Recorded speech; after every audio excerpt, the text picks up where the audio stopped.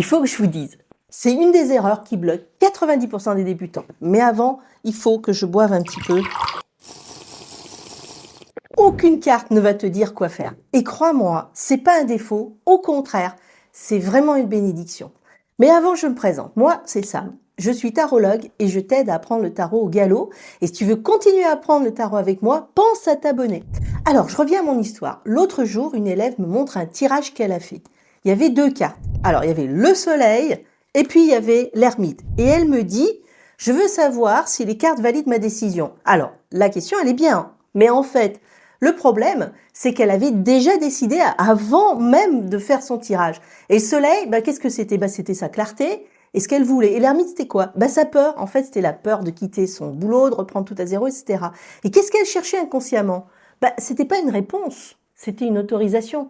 Tu vois, le problème, c'est qu'on fait tout le temps cela. On ne demande pas qu'est-ce que je dois faire ou est-ce que j'ai le droit d'y aller, parce que il faut être clair avec soi-même. Le tarot, il va jamais te dire vas-y, parce que ça, ce pouvoir, c'est le tien.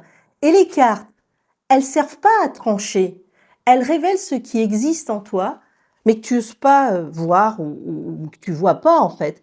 Et quand tu comprends ça, le tarot devient une longue vue pour voir justement ton nouvel horizon. Avec de bonnes questions, tu redeviens acteur et tu fais des tirages qui t'aident vraiment à décider et pas à rester dans le non-choix ou à dire au tarot, décide pour moi, c'est plus simple. Je sais que ça peut être un peu dur et pas forcément très facile de poser des bonnes questions.